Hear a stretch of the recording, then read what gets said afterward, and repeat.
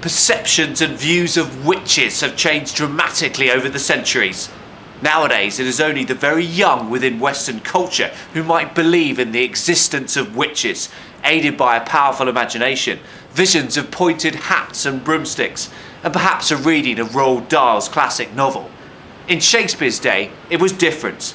The vast majority believed in witches, from the rural and/or unlettered people to the most intellectually sophisticated European elites. Specifically, what we would nowadays describe as unfortunate agricultural setbacks, such as the death of a cow or a goat, crops failing, or a cow failing to give milk, would in Shakespeare's time have been attributed to the malicious works of a witch, who would typically be an older woman without a family. Personal crimes could also be pinned on witches, including unexplained deaths, impotence and infertility, whereas once again nowadays they would be far more likely to be attributed to a heart attack, lack of Viagra and sexual incompatibility or damn bad luck. The landscape of accepted belief in witches within the period in which Macbeth was written, believed to be 1606, can be summed up in the fact that King James I himself wrote a book entitled Demonology, which included sections with subtitles such as the description of sorcery and witchcraft in special, and the witches' actions divided in two parts. The actions proper to their own persons, their actions towards others, the form of their conventions, and adoring of the master. Theatre goers watching Macbeth in London in 1606 would also have memories of the Gunpowder Plot fresh in their minds. This plot to kill King James and blow up the Houses of Parliament was foiled in 1605 and was led by a group of Catholics keen to return Protestant England to Catholicism. In the aftermath, King James strove to blame Catholic extremists rather than risk alienating an entire branch of the Christian faith. Modern politicians adapt exactly the same approach in relation to Islamic terrorists, and so he had his propagandists stress that the plot was less the result of Catholic theology than of a specific intervention by the devil. Witches too, of course, ultimately defer to the devil, or Hecate in Shakespeare's play, and so enthusiastic Jacobean theatregoers would most likely have recoiled at the sight of the three witches in Act 1, Scene 1. For whilst they would recognise theatre as only representing an illusion of reality, they would also see the very real potential for evil in witches, as reflected in the fact God's representative on earth, the king, was so nearly killed the previous year due to the devil's work. And so it is clear that a modern audience is likely to react very differently to the witches within Macbeth to Shakespeare's audience. This represents difficulties for the modern director, but that would be a matter analysed in another essay. For now, let's explore the witches in Shakespeare's text and their role within Macbeth. Stay tuned, this is Schofield on Shakespeare.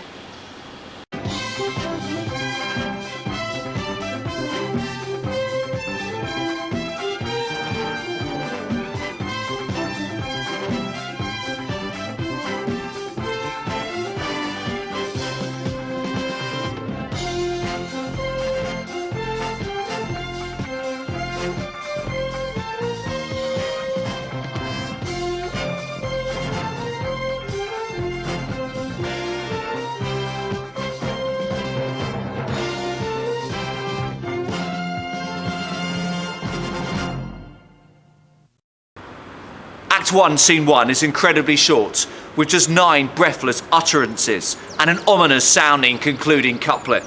The witches answer each other's questions in quick-fire elliptical phrases, and the overall impression is of feverish activity, as seen in the witches first deciding when to meet again, and then almost immediately after being called off by their familiars, presumably to perform other wicked acts. In this scene, the witches are interchangeable. They share similar length lines, and so the audience's attention, with no apparent differences in character or interesting relationships dynamics to explore, inevitably focuses on why these women may want to meet up with Macbeth. This is all the more intriguing as it is clear very early on that we should associate these women with evil. Firstly, they are only interested in meeting up in weather traditionally associated with misery and dark deeds. Secondly, they make direct reference to their familiars, as seen in the first witch's obedient cry of "I come, Greymalkin," followed immediately by the second witch acknowledging "Paddock calls." However, even more interesting to reflect on is their parting chorus cum catchphrase, "Fair is foul and foul is fair, hover through the fog and filthy air." These words are unsettling, and on one level suggest a warped, subversive view of the universe, in which things generally termed beautiful are labelled disgusting, and vice versa. However, on another, deeper level, this catchphrase is effectively an unnerving attack on language as a means of providing order and coherent meaning. For if we are prepared to utter "fair is foul and foul is fair," then further deliberate distortions of language, such as, for example, "foggy is clear," or "rain is dry," or "the is a," can logically follow, resulting in debilitating chaos in the world of communication and, by extension, relationships between human beings. But it's not just the words themselves and what they suggest which unsettle, but how they sound. When spoken out loud, there are not only numerous alliterative words beginning with th, but all th words are followed not by consonants, but by similar initial vowel sounds. Fe, fa, fo, fi. The rhyming of air and fair also means that there are fewer obvious sound distinctions between words, making it slightly harder to decipher the meaning behind the witch's parting couplet and adding to the overall impression of confusion and disorder. The fact that these equivocating witches are arranging to meet up with Macbeth means the play has started with an immediate and rapid build-up of tension. Why do they want to meet up with him? Who even is he? One thing is for sure, their intentions are unlikely to be benign. In my introduction, I briefly outlined the Gunpowder Plot of 1605, and a further reference may be apt here. Henry Garnet was an English Jesuit priest implicated in the plot, and was desperate to avoid having to lie about his involvement and that of others. In his book, Witches and Jesuits, Garry Wills explores the moral fine line Garnet trod between not lying and not unnecessarily implicating himself. Garnet puts severe limits around equivocation in general, and around mental reservation in particular. There are some cases where one can never use it to deny one's faith. One should not use mental reservation unless forced to protect fellow believers, to resist unjust aggression. It is better to use truthful evasion, or the use of a legitimate sense of a word which is not the listener's expected sense. Nowadays, such clever manipulation of language can earn you a six-figure salary and a flat in central London as a lawyer. However, in Jacobean times, it would have been seen as a sin against nature. Abusing words was abusing things. That was one source of the potency of abused language in magic and witchcraft. And so when the witches chant, "Fair is foul and foul is fair," many within a Jacobean playhouse would have been reminded of Garnet and other Jesuits' apparently evil twisting of language in order to defend the indefensible act of attempting to kill the king, further increasing the tension on stage. The evil present within the three witches is implied in Act 1, Scene 1. In Act 1, Scene 3, it is far more explicit. The scene continues where Act 1, Scene 1 left off, in the initial use of rapid questions and quick-fire answers, as the second witch answers a question as to where she has been with the succinct two words, "killing swine." However, in this scene, the first witch begins to dominate the dialogue, and in doing so gives some more detailed insights into their activities, abilities, and motivations. Following the refusal of a sailor's wife, the witch describes her unsportingly as a rump-fed Ronion, a scabby, fat-bottomed creature. To give her some chestnuts, the first witch decides to take horrendous revenge not on the sailor's wife, but her husband. Transformed as a tailless rat, she vows to wreak havoc on this man at sea, who, you never know, might have been happy to give her a chestnut or two. I'll do," she cries. "I'll do him harm, I'll do him mischief, I'll do him damage," adding that she will use the power she has as a witch to control the winds, to whip up the sea, to create a terrible storm. Provided we take their comments at face value, the witches are shown to have supernatural powers. to be extraordinarily petty and happy to take part in activities such as killing pigs in order to spite humankind. When describing the fate of the tempest-tossed sailor, the first witch seems to take particular relish in his consequent mental suffering. She cackles gleefully. "Sleep shall neither night nor day hang upon his penthouse lid. He shall live, a man forbids." Penthouse lid refers to a half-closed eyelid, like the angled roof of a lean-to shed, as the sailor struggles with the frustration and mental torture of being unable to sleep, whilst the phrase "live a man forbids" means that he will live under a curse during this period. These words imply that the witches take delight in the consequences of their devilish work and savour human suffering. Given that the audience know from the very first scene of the play that they are formally arranged as a threesome to meet with Macbeth, and even the preposition "with" somehow gives the phrase a sense of formal foreboding, the audience will feel that their meeting is likely to ultimately result in similar mortal anguish, which the witches will take delight in. Indeed, these lines foreshadow the Macbeth's preoccupation with lack of sleep, caused by their haunted consciences, notably Macbeth feverishly describing voices heard following his murder of Duncan. "Methought I heard a voice cry, 'Sleep no more, Macbeth does murder sleep.'" And Lady Macbeth observing this of her husband in Act 3, Scene 4, "You lack the seasons of all natures, sleep." But as well as licking their collective lips at descriptions of human pain, there seems to be an undercurrent of grotesque sexual sadism within the witch's boasts. When the first witch cries, I'll do, and I'll do," on one level she is referring to the damage she'll do to the sailor and his boat. However, rather like the verb smash within modern day slang, in Shakespeare's time, do could also be used as slang for perform sexual intercourse, leaving the audience with a generally unsettling image of a withered and wild woman with cusps of wispy hair around her chin and cheeks, Banquo's collective description of the witches later in the scene, sexually dominating a fat-bottomed woman's husband. This sexual undercurrent continues when the first witch vows, "I'll drain him dry as hay."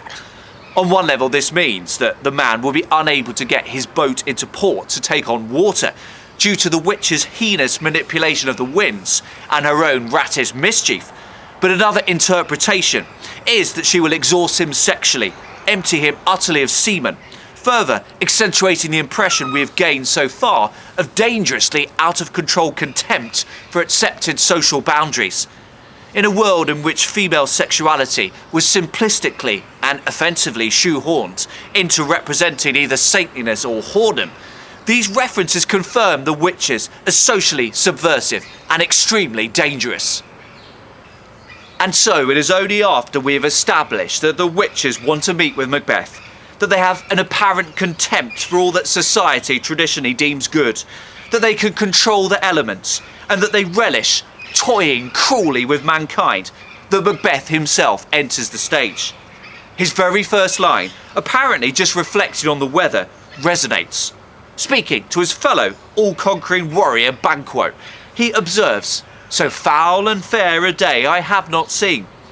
These words echo the witch's cackling refrain of Act 1, Scene 1, and point towards a curious synergy between himself and the witches. They may not have met yet, but the fact Macbeth uses the same antithetical adjectives implies the possibility of future instinctive correlation, or even that the spell the witches have cast has already wormed its way into his consciousness and is now manifesting itself through the regurgitation of one of their favourite devilish chants.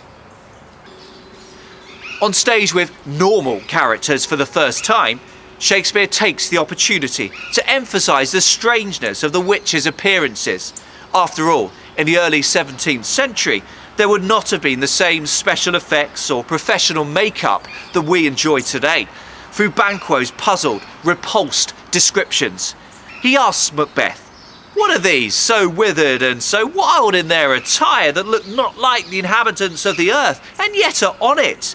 Live you, or are you aught that man may question?" The uncertain pronoun "these" suggests that Banquo is unsure as to whether the creatures in front of him can be classed as human beings, a point he continues when he says that they don't look like the inhabitants of the earth. Whereas Macbeth's adjectives echo those used in the first scene, it is Banquo's structure here, the use of antithesis, as seen in his point that the women do not look like human earth dwellers, yet are on the earth, which continues the sense of contradictory confusion that the witches are clean to perpetrate. Just as it is almost impossible for the weather to be both foul and fair at the same time, so it appears paradoxical nonsense for the creatures in front of the men to, in Banquo's words, be women, and yet your beards forbid me to interpret that you are so. So the witches initially come across as enigmatic to Macbeth and Banquo in their appearance. This continues when they address Macbeth with unsettlingly simple, repetitive proclamations about his current and future statuses. The witches speak in turn, with the first two using the identical structure, "All hail Macbeth, hail to thee Thane of Glamis," with the second witch changing Glamis to Cawdor. However, the third witch alters the structure of the utterances, which highlights its momentous content. "All hail Macbeth that shall be king hereafter." The second hail is removed to be replaced by the confident future tense of shalt be, and this compressed, altered structure draws further attention to a prediction that could require regicide to be fulfilled. I say could because the play is set in the 11th century in Scotland, where the system of primogeniture was not yet in place. As Duncan's cousin, Macbeth could theoretically inherit the throne legitimately.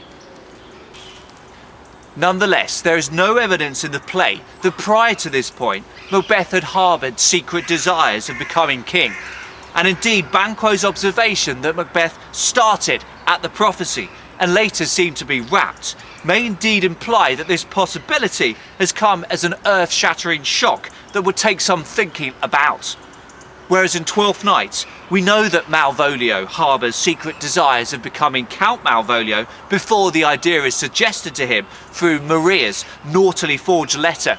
In Macbeth, the idea of dangerously subversive promotion is suggested to him during his very first appearance on stage, and so we never know whether he might have slyly dreamed about attaining such a position of ultimate power beforehand.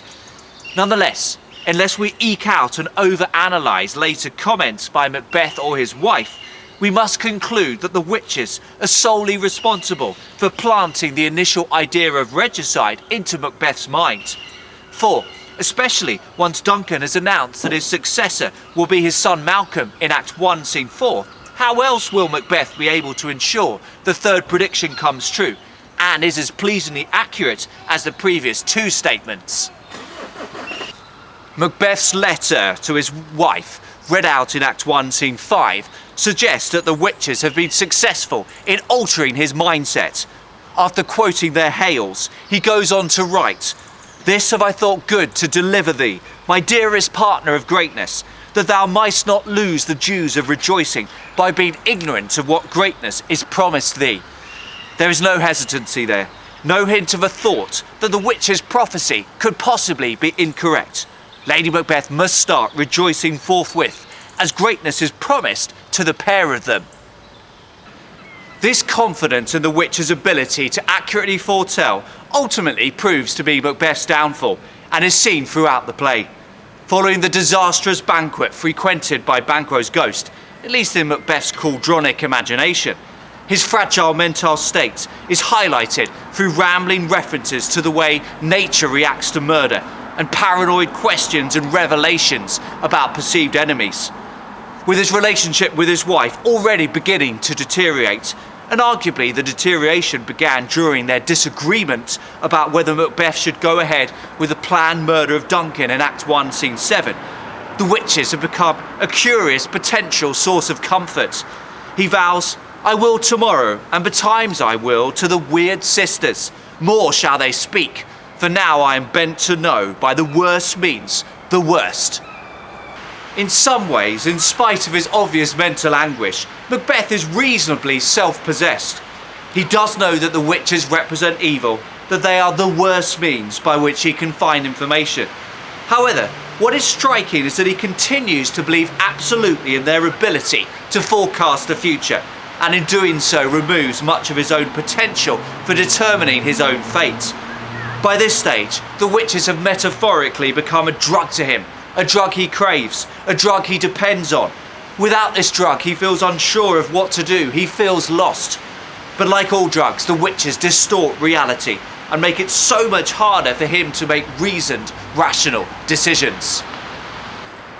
But before Macbeth meets the witches for the second time, Act 3, Scene 5 sees this introduction of a new character, Hecate, the witch goddess.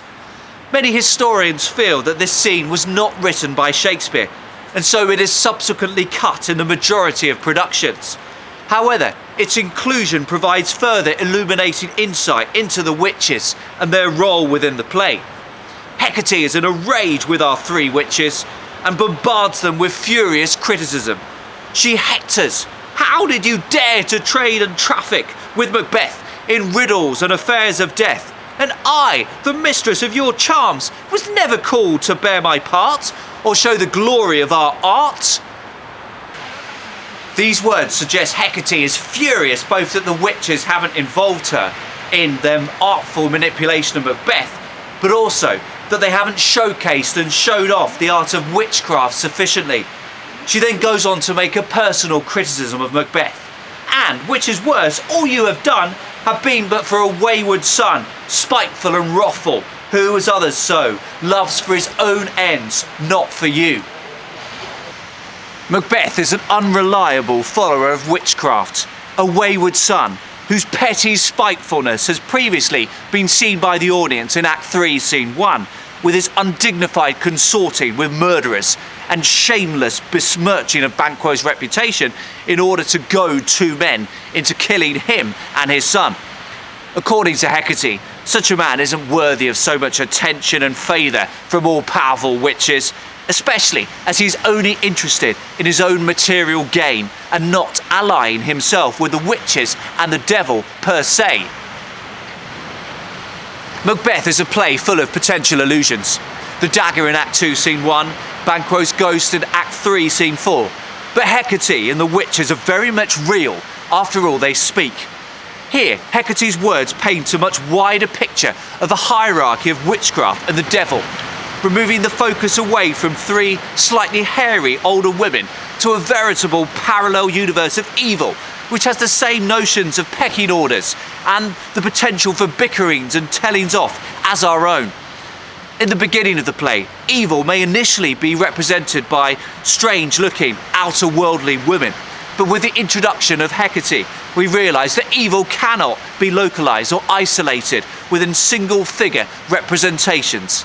Evil and the potential for evil is all around us, and it is up to us to attempt to resist its temptations.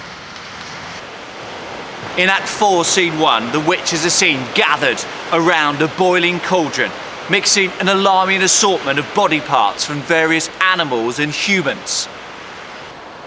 They list these body parts within a mesmeric chant, which includes lines such as "nose of Turk and Tartar's lips," "finger of birth strangled babe," "ditch delivered by a drab." The witches are mixing a brew of dead body parts that will enable them to conjure up prophesying apparitions, a practice known as necromancy.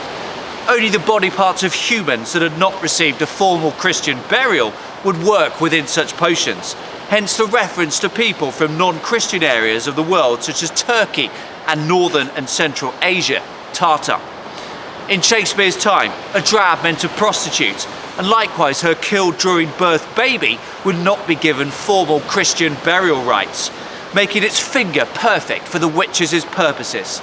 Indeed, King James himself was sufficiently worried about necromancy that he imposed a decree of death for those who take up any dead man, woman or child out of his, her or their grave, or any other place where the dead body resteth, or the skin, bone or any other part of the dead person, to be employed or used in any manner of witchcraft, sorcery, charm or enchantment. Note the detail in King James's words, aimed at covering all eventualities, whether a man, woman or a child's corpse is taken from a grave or anywhere else, Whether it is the whole body that is removed or just the skin and bone, the perpetrators will be sentenced to death. The three witches chanting and mixing their demonic brew. And note that their chants go progressively through different body parts from different creatures, creating a metaphorical, hideous visual monster. Is a gruesome sight on stage. No longer is there any ambiguity about them or any need for a Banquo-esque question. They are clearly agents of the devil and utterly at home dealing with the macabre. What is most alarming is that Macbeth appears utterly at home within this environment. It is almost with glee that he cries in his opening line in the scene, "How now, you secret black and midnight hags? What is it you do?" He demands answers from the witches, accompanied by coarse curses, and this complacent familiarity implies that Macbeth has already effectively become one of them. He has sacrificed his humanity in favour of the devil's work. Surrounded by this boiling cauldron filled with bubbling body parts, Macbeth retains his absolute conviction in the witches and their apparitions, apparent reassurances about his future. However, the language of the apparitions is equivocatory. It seems to provide unequivocal guarantees about Macbeth's future safety. How can Great Burnham Wood to High Dunsinane Hill come against him? But in practice it lulls him into thinking he is utterly unassailable. In Act 5 Scene 3 he references the apparition's prophecy whilst with his wife's doctor and attendants. They must think he is mad. And he does the same thing when speaking to Seaton at the end of the scene. It is only when he hears reports of Burnham Wood apparently coming to Dunsinane, facilitated by Malcolm's command for every soldier to hew him down a bough in order to disguise the numbers within their invading army, that Macbeth realises that his absolute trust in the witches has been misguided. In Act 5 Scene 5 he reflects in dark, twisted despair. "I pull in resolution and begin to doubt the equivocation of the fiend that lies like truth." His resolution, his confidence, has to be pulled in, must be diminished due to his realisation that the witches have presented cunning statements to him that seem to represent truth, but have only facilitated his own pathway to death and subsequent hell. And so how can we sum up the witches and their role in Shakespeare's play?